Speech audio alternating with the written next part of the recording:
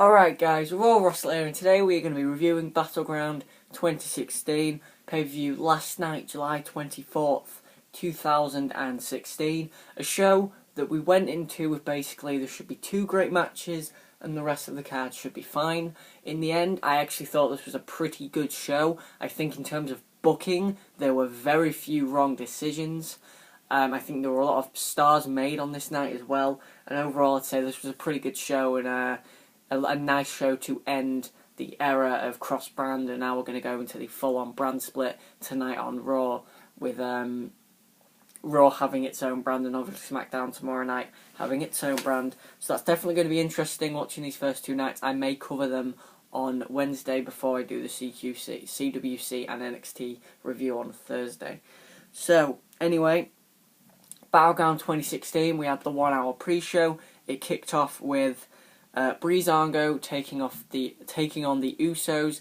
Again, it's a very similar pre-show match to the ones I'm used to seeing. It's a decent, okay matchup for a pre-show match, but on the pre-show the guys are never told go out there and steal the show, which I think is very disappointing, because I can think of some great pre-show matches between The Shield and the Usos, Neville and Wade Barrett. So it's really a little bit of a shame to see guys like Tyler Breeze wasted on the pre-show. Even the Usos really wasted on the pre-show. In the end, Breezango got the win when one of the Usos went for a splash. Breeze got the knees up and cradled him for the win. I gave it 2.25 stars. I'll go 2.25 stars. It was a fine pre-show matchup. I've seen better on the pre-show, but I've seen worse.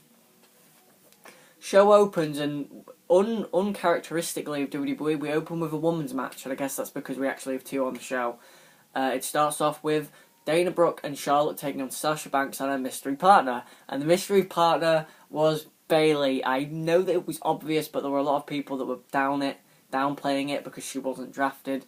So Bayley came out, one of the pops of the night. Her, Ambrose, Rollins, all got good pops, but definitely one of the pops of the night. It was great to see Bayley on the main roster. Unfortunately, this is a one-time deal. She's going to be going back down to NXT, I would imagine, only for a couple of months. I think she will come up after SummerSlam and be a solid part of the Raw roster. I'd probably put on Raw. So Bayley and Sasha Banks taking on Charlotte and Dana Brooke. I thought this was a decent women's tag team match, way better than the travesty that was Becky Lynch, Natalya against Charlotte and Dana Brooke. Well, not a travesty. Last month, a good little bit of back and forth. Sasha Banks started out as the heel, the face in peril, which didn't seem right to me because I've never looked at Sasha Banks as a babyface in peril. Then Bayley became the babyface in peril, and that seemed a little bit more natural. She got the hot tag to Sasha. Sasha came in, cleared house basically. Bayley took Dana Brooke out on the outside. Sasha hit the bank statement on Charlotte. Charlotte taps out. Very good finish. Very good way to book it. That very easily sets up Charlotte against Sasha Banks at SummerSlam, even though this finish does lead me to maybe believe that Charlotte will retain the women's title. A couple of things I do want to say about this matchup. I'm not going to praise Dana Brooke because she did nothing. Really, there was nothing there from Dana Brooke. It was just another Dana Brooke performance. Charlotte now has actually had a longer title reign than Nikki Bella, if you count her Divas title reign and her WWE Women's title reign. It equates to about 10 months, which is longer than the 301 days, I believe, of Nikki Bella. So they didn't play that up at all, they didn't mention it at all, and I know that there's some backstage politics there maybe involved, but, I guess we're going to have to put up with it. And lastly, Sasha Banks and Bayley wore the same colours, so it was nice. And one more thing I guess I do want to say, seeing Sasha Banks and Bayley on the same team was a little bit jarring as an NXT fan who knows that they've had this really vicious, intentionous rivalry in NXT with their Brooklyn Respect matches. So it's a little bit jarring. It was still good. Decent match overall, 2.75 stars. Sasha Banks and Bayley with the win. Bayley main roster debut, but it's not going to last because she's going back down to NXT for a bit, so don't worry about it. My prediction was correct. I predicted Sasha Banks and her mystery partner. Moving on, we had another decent matchup. Well, actually, no, a very good matchup. The New Day against the Wyatt family. The best part of this was definitely the story of Xavier Woods fighting the trance, the hypnotic, the hypnosis, I guess you should say, of Bray Wyatt. He had to fight it off, and he eventually overcame it and took out everyone. He took out Strowman, he took out Harper. Xavier Woods really showed me in this match why he should be getting more in-ring time as part of the New Day. He doesn't get enough. He's very, very talented. I don't think he's as talented as Big E or Kofi, but he's very, very talented. Speaking of Big E, he killed himself with a spear again, spearing, I believe, Braun Strowman off the ropes, off the apron, and landing on his head.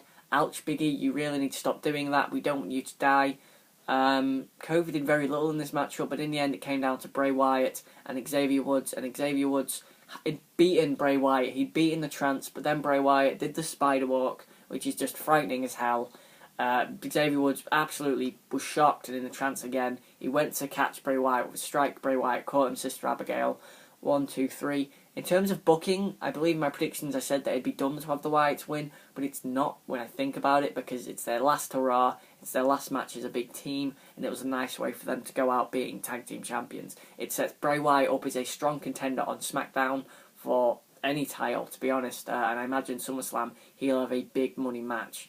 It also helps Braun Strowman on Raw as he goes for maybe that mid-card title scene. This helps everybody, really. The New Day don't look weak in defeat. They just got caught because Xavier Woods slightly slipped up. But it was a star-making performance for Xavier Woods, and it was a star-making performance for a lot of guys on this show, as you'll see as I go through this review. 3.25 stars, very good 6-man tag. No real, complaints. Then we had another pretty okay matchup, Rusev against Zack Ryder for the United States title. I thought this was... Wait, was my rating? I've got it. Yeah, again, I thought this was a pretty decent matchup. I think Ryder looked very good. He did a missile dropkick off the barricade, which was very good. But in the end, this was always what it should have been, which should have been a dominant Rusev title victory, which to me is a little bit annoying because I always feel like title matches should never be just a title match. It should always be important. It should always have some symbolism and some significance. This to me seems like a title match to set up another title match, because Rusev is going to have a bigger match at SummerSlam for that United States title, maybe taking on Kurt Angle or something like that. So it's a little bit annoying that Zack Ryder just got sort of shoved aside, especially because the build to it was quite decent, him beating Sheamus, although he then lost to Sheamus. But in the end, decent matchup. Ryder went for the elbow drop off the top. Rusev got the knees up. Ryder injured the elbow. Rusev super kick to the back of the head, and then the accolade. Ryder nearly fought out of the accolade, which I was absolutely killing myself, because I felt like if Zack Ryder breaks the accolade, there is a huge issue in the department of writing, because Zack Ryder should not be breaking the accolade at all. John Cena is the only person who broke the accolade, and it should stay that way for now. But yeah, after the matchup, Rusev, of course, with his title, attacks Ryder. Mojo Rawley comes out in probably the worst part of the whole night. Mojo Rawley just stands there in front of Rusev and just shouts at him. It didn't get Mojo Rawley over at all. In all serious, Rusev just looked at him like, who the hell are you? And I remember an NXT, I think a special, I think it was Arrival, where it was Mojo Rawley against Rusev, and Rusev just beat the hell out of Mojo Rawley. So I don't think this got Mojo Rawley over. I don't think this really did much for Rusev, feuding with a guy like Mojo Rawley, and they're not going to be feuding anyway because they're on separate brands. So to me, this was a very insignificant segment. It should have just been Mojo goes in the ring and Rusev gets out. That's it. That's all they needed to do. But this stupid segment, Mojo looks garbage, Rusev looks meh.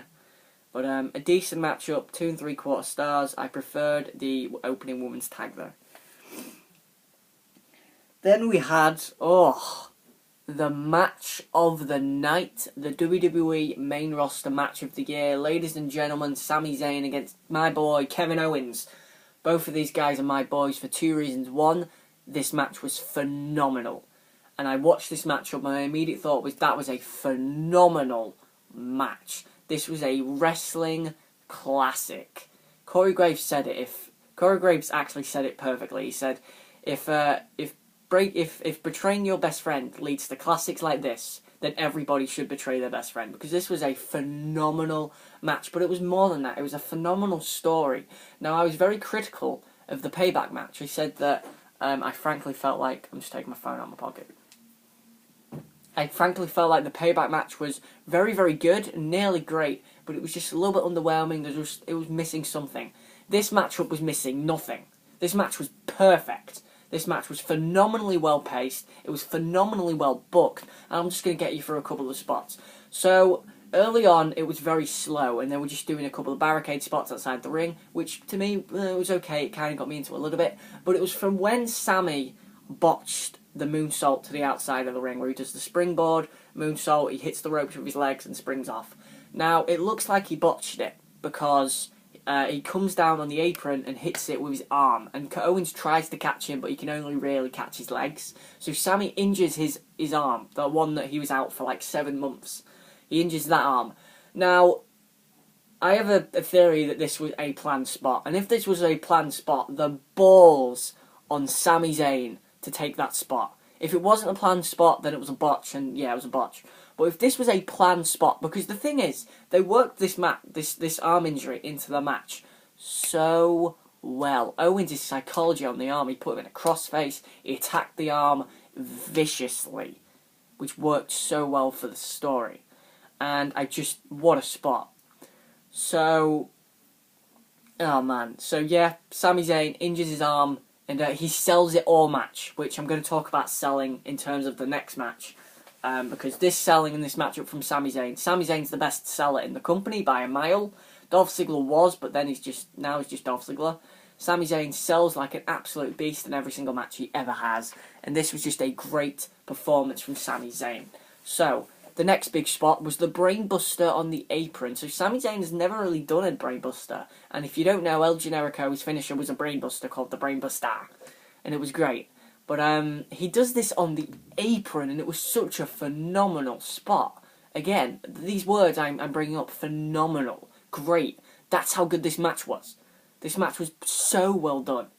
And the Brainbuster on the apron, great spot. Sami rolls Owens in the ring, and they're both just dead on the floor.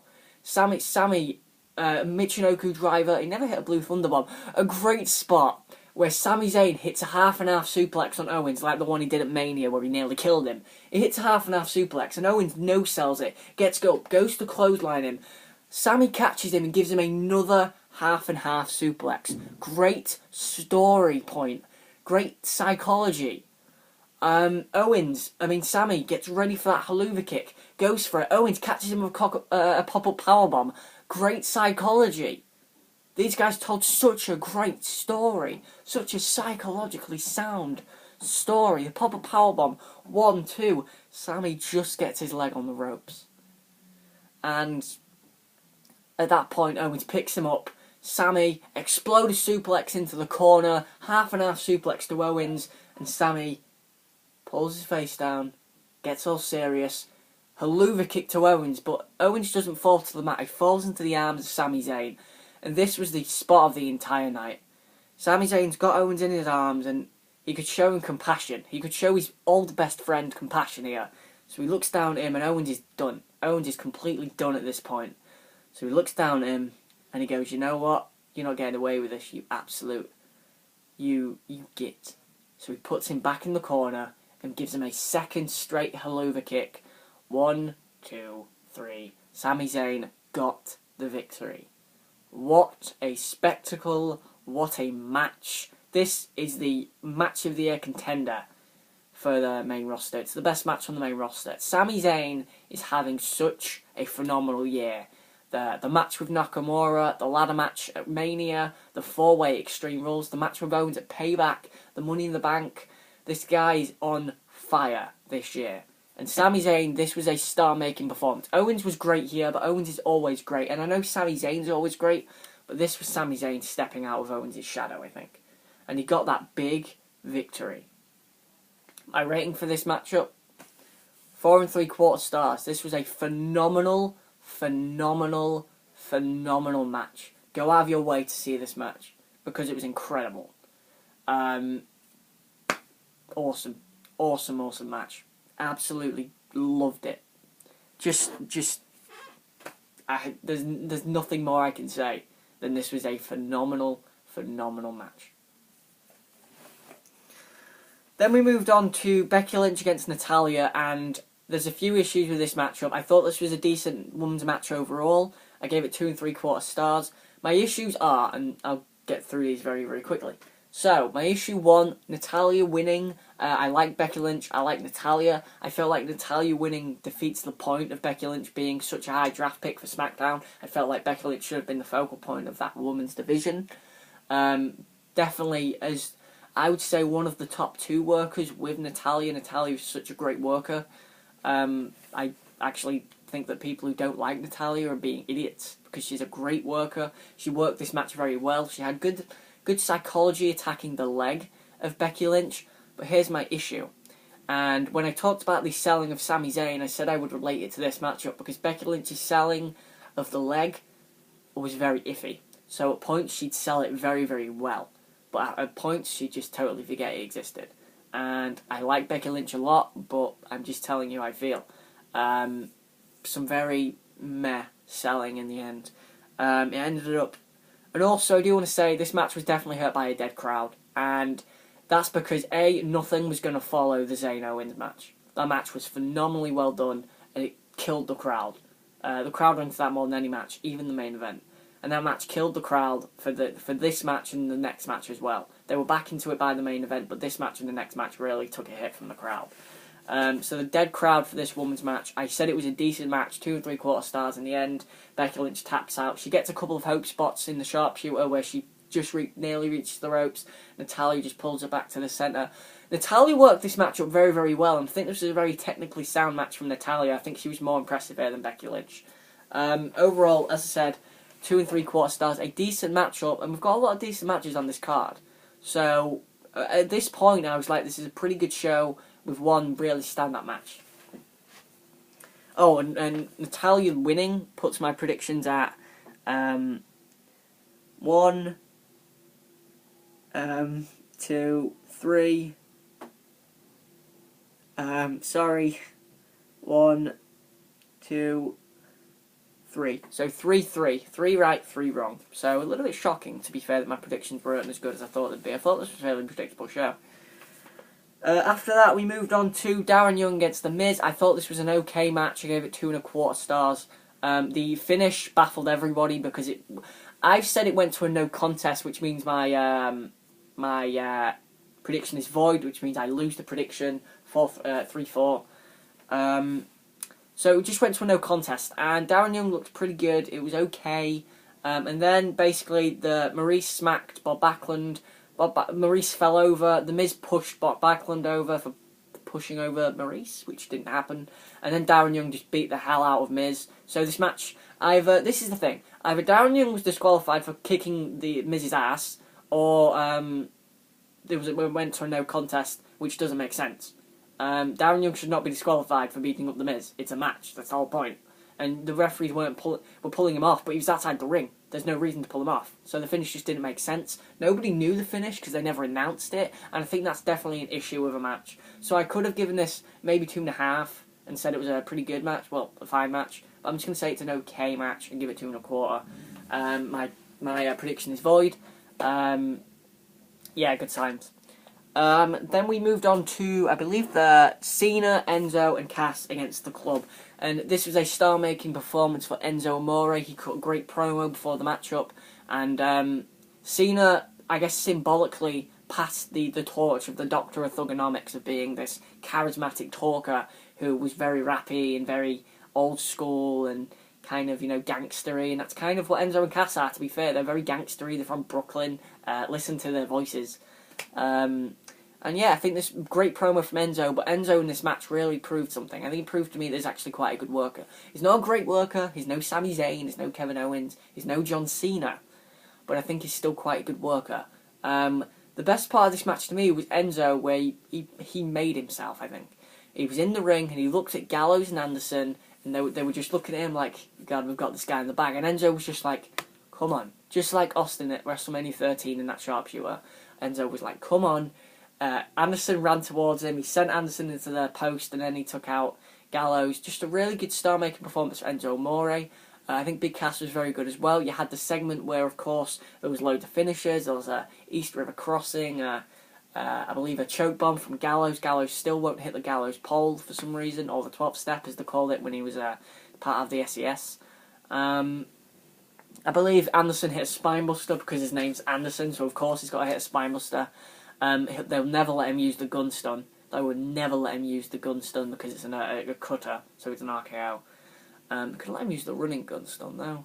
But in the end, it took a top rope AA to AJ Styles for John Cena to win. I have no complaints with John Cena winning. I said I wanted the club to win, but John Cena winning works perfectly for booking. It makes Enzo and Cass look like absolute stars. It doesn't make the club look weak at all because AJ Styles was pinned. And it doesn't make AJ Styles look weak at all because it took 2 AAs and one of them was a Super AA.